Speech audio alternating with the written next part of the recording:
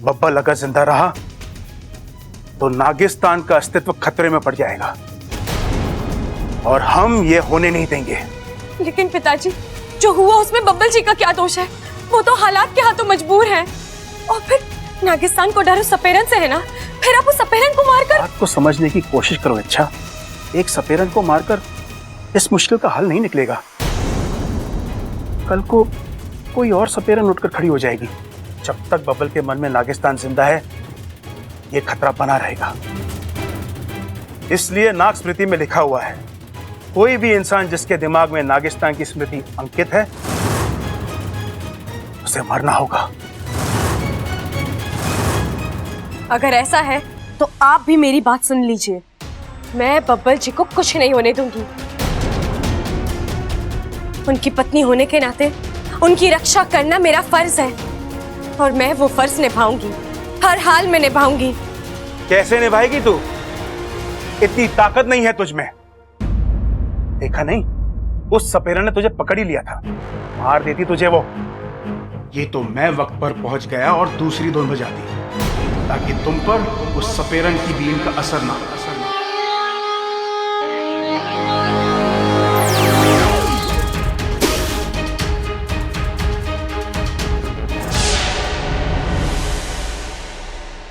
तू उस सपेरन को नहीं रोक पाएगी। वो तुझे मात दे देगी और फिर बब्बल से नागिस्तान का पता उगलवा लेगी और फिर नागिस्तान। नहीं पिताजी, मैं उस सपेरन को रोकूंगी। वो नागिस्तान तक नहीं पहुंच पाएगी। नागिस्तान भी सुरक्षित रहेगा और बब्बल जी भी। तो तू क्या मुझे भी रोकेगी? अगर आपने बब्बल जी की जान लेने की कोशिश की तो मैं ढाल बनकर आपके और उनके बीच खड़ी रहूंगी। हमारा रिश्ता भूलकर मैं आपसे भी लड़ूंगी।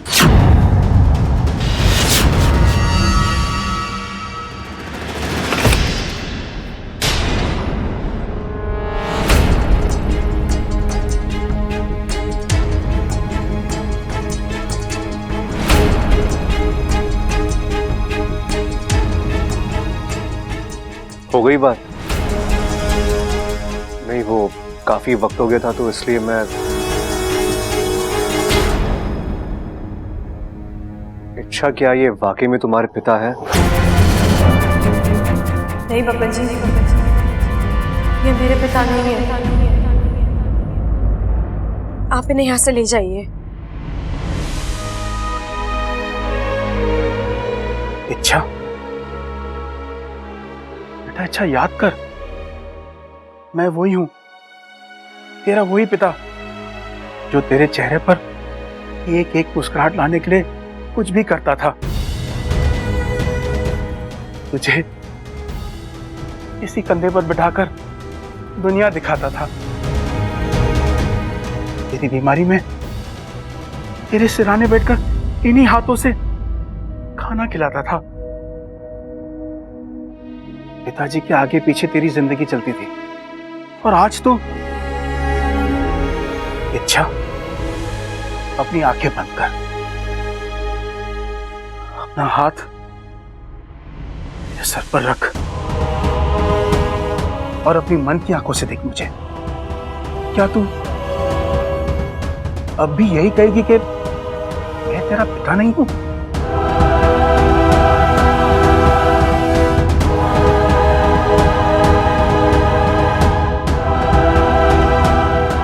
मुझे माफ कर दीजिए, मैं आपको पहचान नहीं पाई। लेकिन अब मैंने आपको पहचान लिया है। मुझे सब कुछ याद आ गया है, सब कुछ। आप ही मेरे पिता हैं।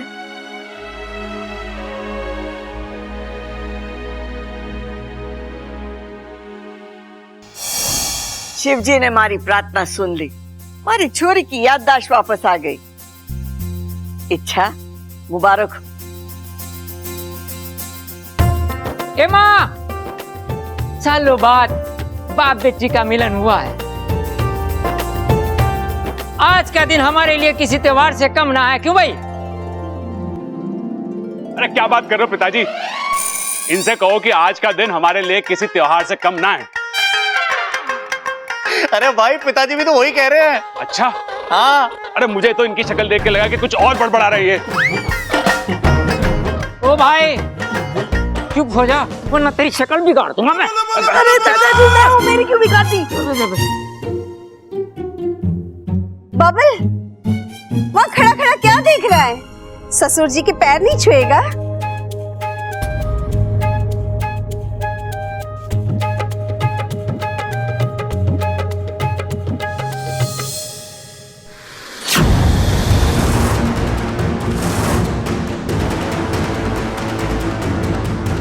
आपकी छोरी बहुत प्यारी, बहुत संस्कारी। 6 महीना पहले मारे पोते बबल को मिली थी। इस घर में आकर रहने लगी, पहले बेटी बनकर और फिर बहू। अरे मारे घर में तो एक पत्ता भी ना हिलता उसकी मर्जी के बिना। इस घर में इच्छा को किसी चीज की कोई कमी नहीं, सारे रिश्ते मिल गए हैं उसे यहाँ। लेकिन माँ बाप का प्यार उसकी जगह तो कोई नहीं ले सकता। मेरी शिवजी से हमेशा प्रार्थना थी कि वो अपनी लीला दिखाए और इच्छा को उसके माँ पिताजी से मिला दें। इतना ही नहीं माँ जी, आज शिवजी ने मुझे मेरे अपनों की सच्चाई से भी वाकिफ करा दिया है। इच्छा की खुशी इस घर की खुशी, और ये खुशी हम जोर शोर से मनाएंगे। कल इस घर में जश्न होगा। अरे कल क्यों दादी, आज क्यों नहीं? अरे छोरा आज पूजा है ना, जश्न के लिए वक्त कहाँ मिलेगा? अरे दादी वक्त मिलेगा, पूजा 12 बजे के बाद है ना। उसके पहले थोड़ा बहुत जश्न तो मना ही सकते हैं ना हम लोग, क्यों? सही कह रहा है तू छोटे, ये ले पैर। लेकिन तब तक अगर पिताजी ने बब्बल जी के साथ कुछ नहीं, मैं ऐसा नहीं होने दूंगी।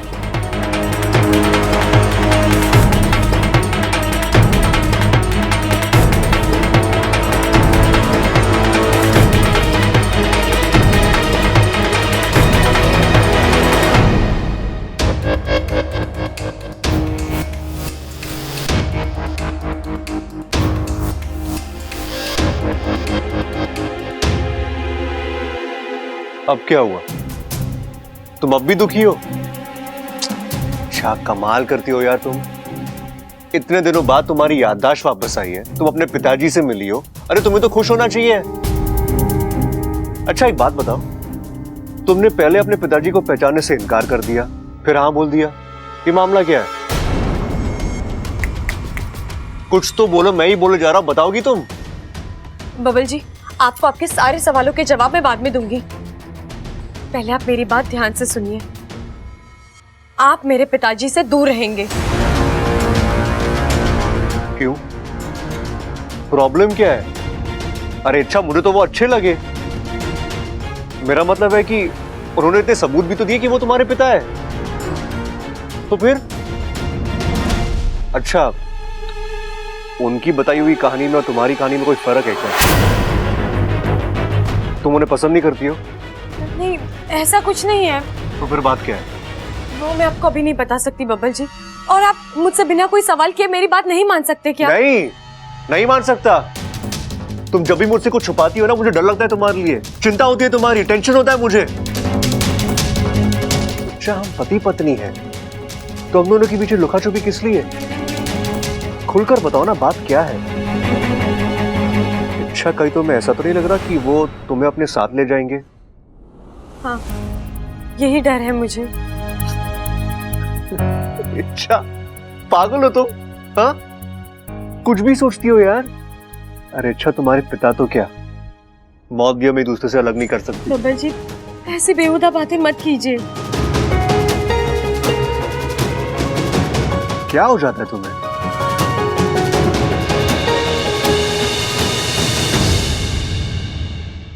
हाँ तो भाई, मैं सबल आज इस रंगारंग कार्यक्रम में आप सबका स्वागत करता हूं। तालियां!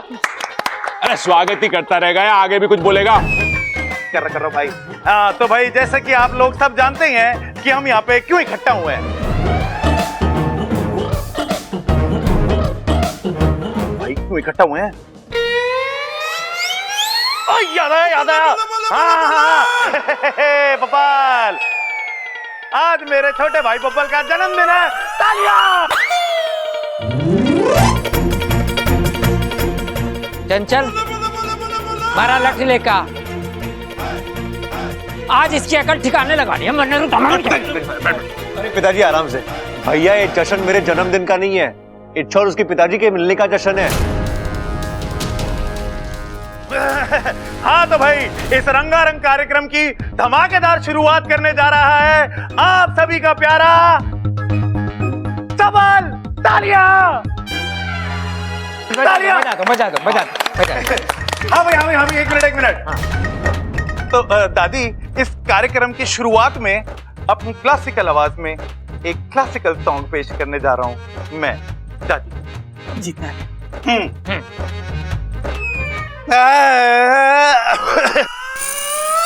आ रहा है। एक मिनट।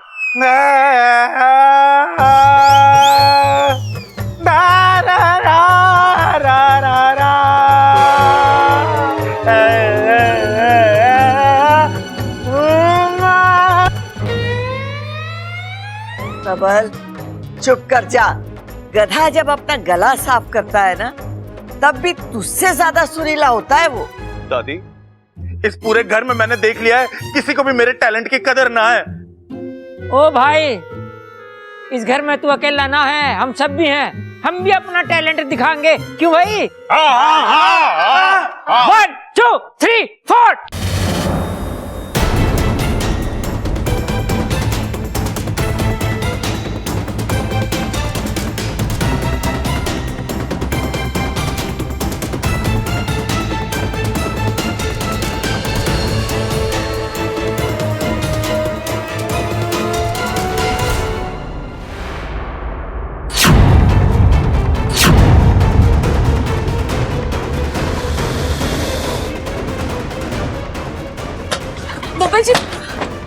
बब्बल जी आइए, बैठिए यहाँ पर।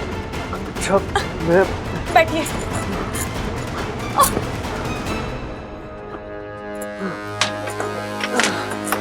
अच्छा मुझे बब्बल जी आंखें मत बंद कीजिए। देखिए, मैं जानती हूँ आपको नींद आ रही है, लेकिन आंखें खुली रखिए। आंखें खुली रखिए बब्बल जी, आंखें खुली रखिए। बब्बल जी, बब्बल जी, लगता है पिताजी ने बब्बल जी को डस लिया है। उनका जहर तो मुश्किल से 3 मिनट बचे हैं, उससे पहले बब्बल जी को बचाना होगा, वरना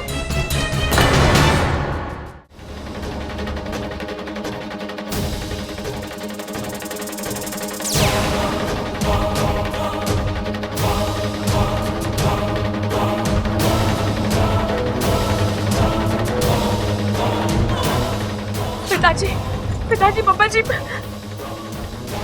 मेरे जहर से उसे बचाना मुश्किल है। अच्छा, तुम ये नहीं कर पाओगे। पिताजी ऐसा मत कीजिए, मेरे बब्बल जी को बचा लीजिए। अगर उन्हें कुछ हो गया तो मैं जिंदा नहीं रह पाऊंगी। मैं आपकी पूंछ पकड़ती हूँ, फन रगड़ती हूँ, प्लीज मेरे बब्बल जी को बचा लीजिए उन्हें। अच्छा, चलो यहाँ से। छोड़िए मुझे।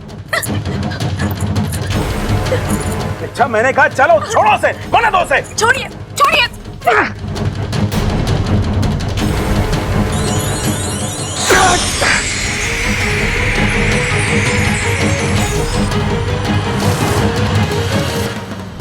नहीं, अच्छा ऐसा मत कर।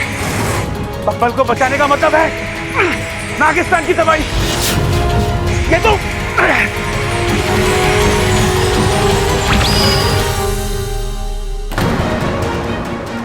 चल।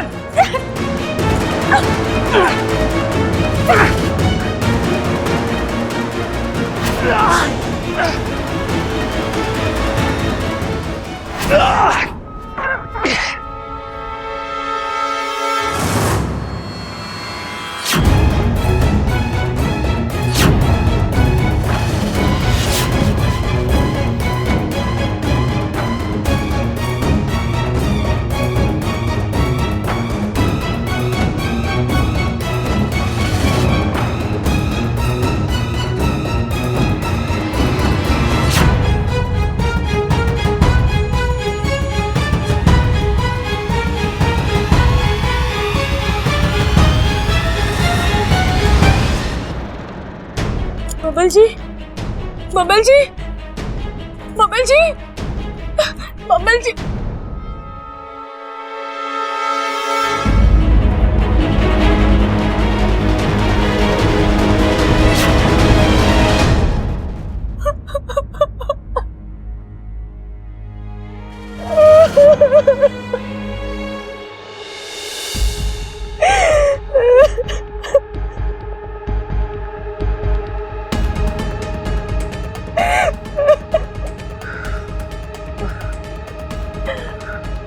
अच्छा,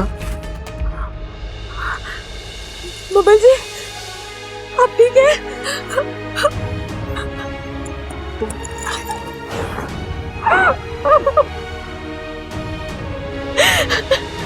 अच्छा तुम रो क्यों रही हो?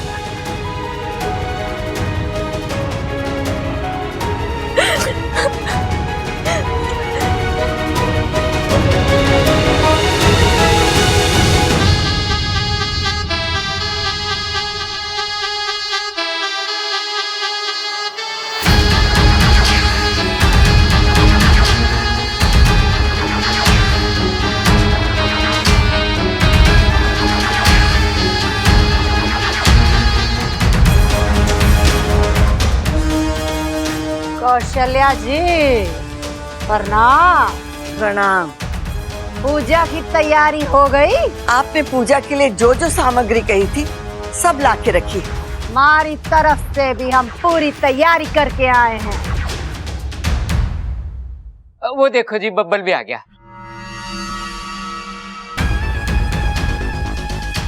नागंजना अब कांटे का इलाज करेगी। थारा डर, थारी चिंता आधे में हवा हो जाएगी। ए चोरे, आंखें खोल और तमाशा देख।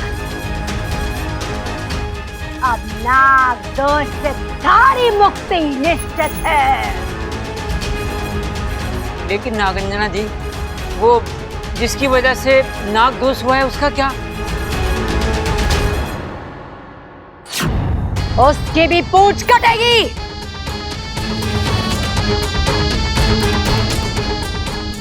नागंजना की बीन को ईश्वर का वरदान है।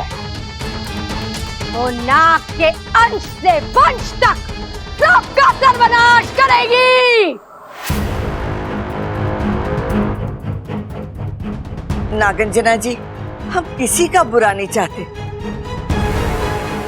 बस आप तुम्हारे पोते बबल को इस नाग दोष से मुक्ति दिला दो, हमारे लिए वही काफी है। अब इस सपेरन को रोकना मुश्किल है। ये आज पूजा करके ही दम लेगी। क्या करूं?